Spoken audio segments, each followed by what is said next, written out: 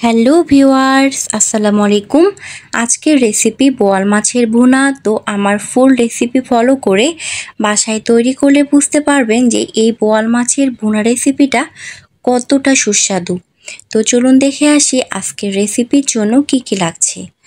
তো আমি এখানে নিয়েছি টমেটো, সাথে নিয়েছি পেঁয়াজ, সাথে নিয়েছি এখানে আদা, রসুন, সাথে নিয়েছি দারুচিনি, গোলমরিচ, লং, সাদা এলাচ।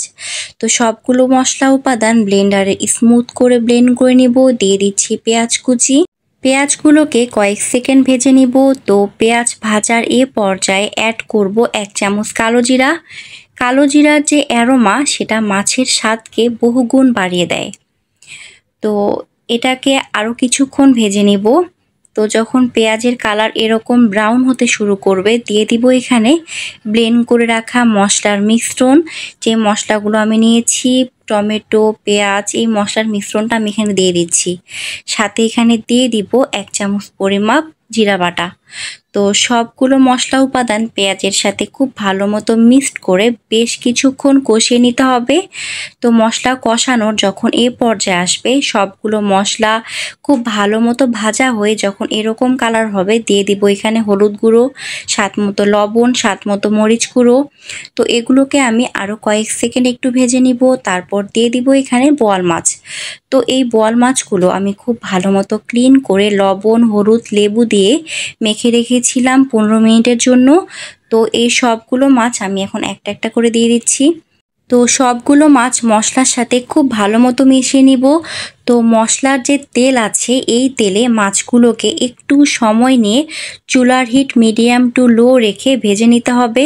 তো চাইলে মাছগুলোকে আলাদা করে ফ্রাই করে নেওয়া যেত, তবে সেক্ষেত্রে এই রেসিপির যে মূল টেস্ট সেটা কিন্তু থাকতো না।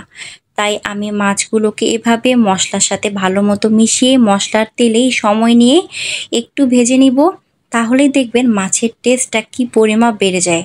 নর্মালি রেগুলার রান্নায় মাছ খাওয়া হয়ে থাকে, তো আপনি যখন স্পেশালভাবে মাছ রান্না করবেন তখন তো একটু সময় নিয়ে ধৈর্য নিয়ে রান্না করতেই হবে। না হলে তো স্পেশাল রান্না আর রেগুলার রান্নার মধ্যে কোনো পার্থক্যই থাকবে না, তাই না? তো একটু সময় নিয়ে ধৈর্য নিয়ে মাছটাকে রান্না করলে দেখবেন এই মাছ রান্নার স্বাদ অনেক দিন মুখে লেগে থাকবে। তো হাতে সময় রেখে এই রান্না করার চেষ্টা করবেন। তো একটু পর পর মাছগুলোকে উল্টিয়ে পাল্টিয়ে দিতে হবে, না হলে মাছ আর মশলা দুটোই কড়াইতে লেগে যাওয়ার চান্স থেকে যায়।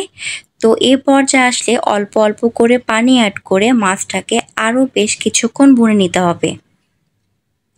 তো আমার ফুল রেসিপি রান্না করতে প্রায় 1 ঘন্টা সময় লেগেছিল, যেটা আপনারা এখন দেখছেন মাত্র কয়েক মিনিটে। তো মাছ রান্নার এ পর্যায়ে পানি দিয়ে মাছটাকে সিদ্ধ হতে দিয়ে দিব। তো পানি দিয়ে আমি এখানে অ্যাড করব জিরা গুঁড়ো। তো পানি যখন ফুটতে শুরু করবে, তো পানি ফোটার এ পর্যায়ে দিয়ে দিব এখানে আমি ফালি করে রাখা কাঁচামরিচ। তো রান্নার শেষের দিকে কাঁচামরিচ দেওয়াতে কাঁচামরিচের যে একটা ফ্লেভার থাকে সেটা কিন্তু বেশ ভালো লাগে। এ পর্যায়ে চুলার হিট একদমই কমিয়ে রাখতে হবে। তো প্রায় 1 মিনিট পরে যখন এ পর্যায়ে আসবে, মাছ নামিয়ে নিতে হবে। তো বোয়াল মাছের ভুনা রেসিপি একদমই রেডি। এটাকে এখন পরিবেশন করার পালা।